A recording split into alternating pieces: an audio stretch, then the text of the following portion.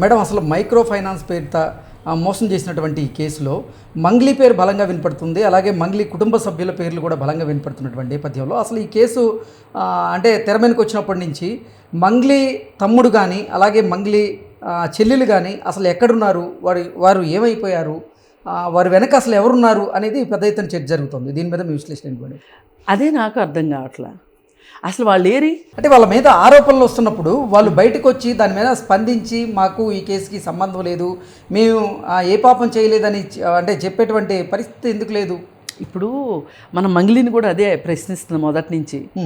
Yes, నాకు సంబంధం లేదు దీంతో, అవసరమైతే నేను బాధితుల పక్షాన పోరాటం చేస్తాను అని ఆవిడ అనుంటే గనక ఇంత ఉచ్చు బిగిసేది కాదు మంగ్లీ పైన, ఇంత మీడియా మాట్లాడేది కాదు, సామాన్య ప్రజలైనా ఇంత మాట్లాడేవాళ్ళు, బాధితులు కూడా ఇంత ఎత్తున ఆమె పేరు చెప్పుండేవాళ్ళు కాదు. కానీ ఆమె స్వయంకృత అపరాధం ఇది. ఎందుకంటే ఆమెకు తెలియకుండా ఇదంతా తన పేరు వాడుకుంటున్నారు అని ఆమెకు తెలియదు అనేది మట్టుకు అబద్ధం, శుద్ధ అబద్ధం. ఏదోలే నా పేరు చెప్తే ఈ స్కామ్తో నాకు సంబంధం లేదని చెప్తున్నారు కదా. ఇప్పుడు స్కామ్తో నిజంగానే ఆమె ఎక్కడ డైరెక్టర్ కాదు, ఎక్కడ వైస్ ప్రెసిడెంట్ కాదు, ఎక్కడ ఏమీ లేదు. మరి ఆమెను బాధ్యుల్ని చేయలేము. కానీ ఆమె లీగల్గా బైండ్ అవ్వకపోవచ్చు, కానీ మోరల్గా బైండింగ్ అవ్వకుండా ఎలా ఉంటుంది? ఆమె ఇంటికి మధు ఎందుకు వచ్చాడు, మధు ఇంటికి ఈవిడ ఎందుకు వెళ్ళింది, కట్టే ఇంటికి? నీకు పరిచయం లేకపోతే ఎట్లా జరుగుద్ది ఇది? అసలు నీ ఇంటికి బాధితులు ఎందుకు వచ్చారు అని మా ఇంటికి రాలేదే, మీ ఇంటికి రాలేదే, వస్తే అందరింటికి రావాలి కదా, నీ ఇంటికి ఎందుకు వచ్చారు? నాకు తెలీదు అంటాం మట్టు కరెక్ట్ కాదు. కానీ ఈమె వెనకమాలుండి బాధితులతోటి ఆ డబ్బులు పెట్టుబడులు పెట్టేప్పుడు నేనున్నాను పెట్టండి అని ఈవిడ చెప్పకపోవచ్చు, కానీ ఈవిడున్నారు అని చెప్పి వాళ్ళు పెట్టించిన మాట అయితే వాస్తవం. నిన్న బాధితులతో మాట్లాడినప్పుడు మంగ్లీ గారితో మేము ఎప్పుడు ప్రత్యక్షంగా కానీ పరోక్షంగా కానీ మాట్లాడింది లేదు, కానీ మంగ్లీ తమ్ముడు మాత్రం ఈ ప్రాజెక్టులో మంగ్లీ ఉంది, నేనున్నాను, మీకు ఏ ఇబ్బంది లేదు, పెట్టుబడులు పెట్టండి అని బాధితులకి చెప్పినట్లుగా, బాధితులతో మాట్లాడినట్లుగా బాధితులు చెప్తున్నారు. అది వాస్తవం అండి. అదేగా నేను చెప్తుంది. వాళ్ళ తమ్ముడు ఆ కంపెనీ ఓపెనింగ్ రోజు కూడా స్టేజ్ మీద ఉన్నాడు. ఆ రోజు అతను చాలా దగ్గరగా ఉన్నాడు, అతని పక్కనే ఉన్నాడు, మధు పక్కనే ఉన్నాడు, శివ కూడా. అతని ఇన్వాల్వ్మెంట్ లేకుండా, వాళ్ళ చెల్లెలు ఇన్వాల్వ్మెంట్ లేకోకుండా, మళ్ళీ వాళ్ళ చెల్లెల తాలూకు కాబోయే భర్త చౌహాన్ అనే అతను, ఇప్పుడు డబ్బులు లెక్కబెట్టింది చౌహానే కదా, భరత్ చౌహాను. మీకు మిషన్లో లెక్కబెట్టే డబ్బులు వచ్చేసరికి ఈ డబ్బులన్నీ మనయ్యే అనుకుందాము అని కళ్ళు కుడితే ఎవరేం కూర్చోడలేదు, రేపు పొద్దున కటకటాల వెనకమాలకి వెళ్ళాలి. ఇప్పుడు ఎప్పుడు కూడా ఇప్పుడు బ్యాంకులో క్యాషియర్ ఉంటాడండి, ఆ డబ్బంతా నాదంటే ఎట్ట కుదురుద్ది? నీదొక ఉద్యోగం అక్కడ.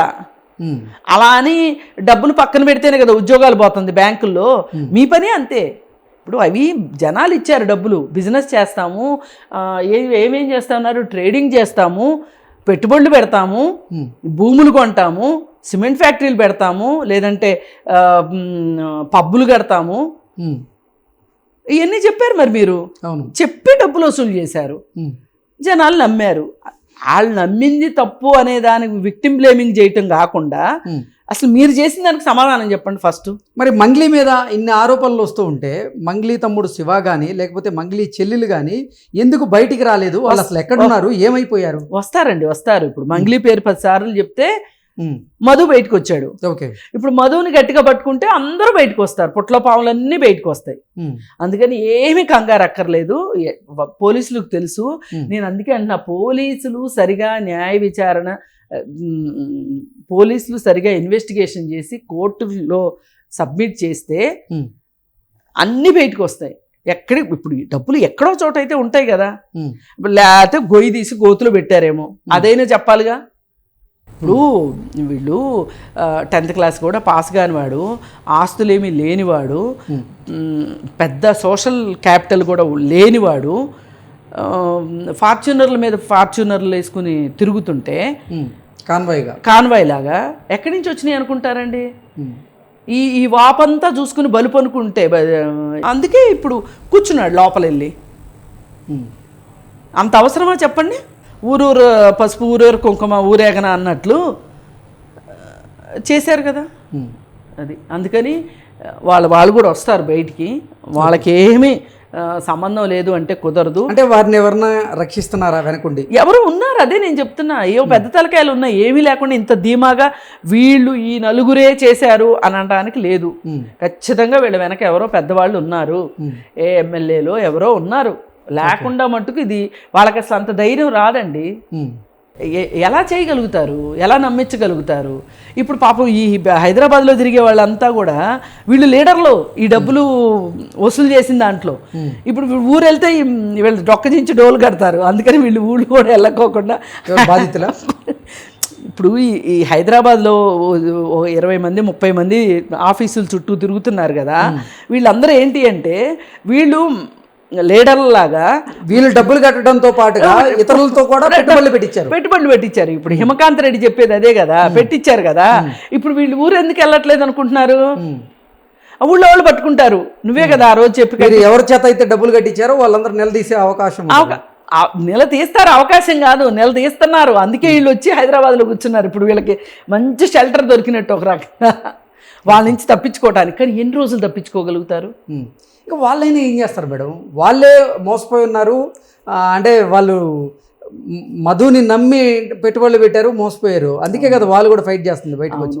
అవును, ఏదైనా కానీ చాలా దుర్మార్గం అండి వీళ్ళు చేసింది మటుకు. చాలా అన్యాయం చేశారు.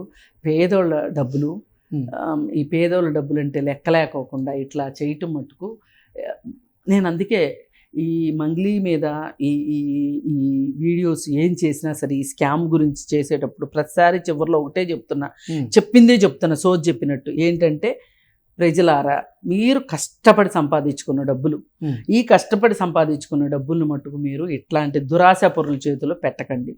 బ్యాంకుల్లో పెట్టుకోండి, తక్కువ వడ్డీ వచ్చినా పర్వాలేదు. పోస్ట్ ఆఫీస్లో పెట్టుకోండి, ఎల్ఐసిలో పెట్టుకోండి. ఇవి గవర్నమెంట్ సంస్థలు, గవర్నమెంట్ హామీ ఉంటుంది. ఓకే, ఇప్పుడు నేను ఒక ఎల్ఐసి ఏజెంట్ అండి, నేను పాలసీ కట్టించాను. నేను లేకపోయినా ఎల్ఐసి డబ్బులు ఇస్తుంది. ఎగ్జాక్ట్లీ, నేను కాదు ఇక్కడ పాయింట్. ఇప్పుడు ఇక్కడ చూడండి, హిమకాంత్ రెడ్డి డబ్బులు కట్టించాడు వేరే వాళ్ళ చేత, వీళ్ళు డబ్బులు ఎగ్గొడుతున్నారు. ఎవరండి ఇచ్చేది వీళ్ళకి? అందుకే నిందితుడు హిమకాంత్ రెడ్డికి డబ్బులు ఇవ్వక ఇటు బాధితులు వచ్చి హిమకాంత్ రెడ్డిని అడిగితే ఆయన ఏం చేయాలి? అందుకే ఇట్లాంటి వాడి జోలికి వెళ్ళకండి ప్రజలు అని ఇది మట్టు ఖచ్చితంగా ప్రతిసారి చెప్తాం.